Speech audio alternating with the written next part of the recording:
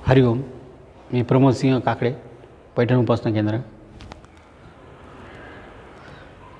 बापूच्या सेवेत 2010ला मी जॉईन झालो आणि अगोदर संगितलेल्या अनुभवातून हे सांगायचं की बापूसोबत असल्यानंतर तुमचे काही संकट तारली जातात आणि काही संकट येण्यापासून तारतात, म्हणजे येण्याच्या अगोदरच तो निवळून जातात.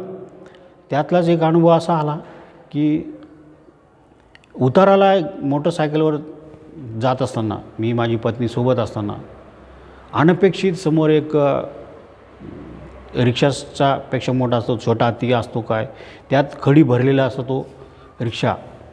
त्याचा ब्रेक फेल झाला आणि तो आपोआप उलटा येऊ लागला उताराच्या दिशेने खाली. आणि ते समोर बघितल्यानंतर मी स्कूटरवर, पत्नीसोबत पाठीमागं, आणि हे काय घडतं आहे बापू, समोर असा पाठीमागं त्याचा बॅलन्स आऊट झाला, म्हणजे त्याचा ब्रेक फेल झाला. तो उताराने त्याच्या वजन असलेलं पूर्ण खडीने भरलेला. आता काय होईल, काय क्षणात सगळं अंधारमय झालं, काहीच दिसत नाही झालं. आता काय होईल, काही अंतर जवळच तो येऊ लागला. आता म्हणलं आम्ही गाडी आणि हा एवढं वजन असलेलं आमच्यावर येणार, पडणार आम्ही, आणि काय होणार पुढचं. बापू तार आता तूच मला, असं म्हणतो.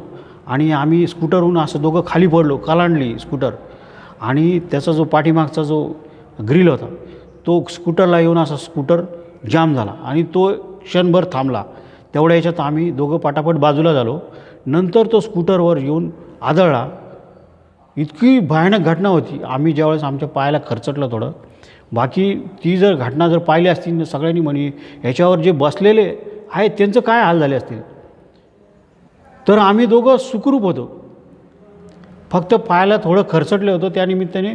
आणि घाबरलेलं असल्यानं ती स्कूटर तशीच ठेवली आणि दवाखान्यात गेलो खरचटलेलं असल्यावर. तर एवढा मोठा समोरचं आलेलं संकट की ते म्हणजे त्याच्यातून शक्यच नव्हतं वाचणं, की हे कसं घडलं काहीच कळलं नाही.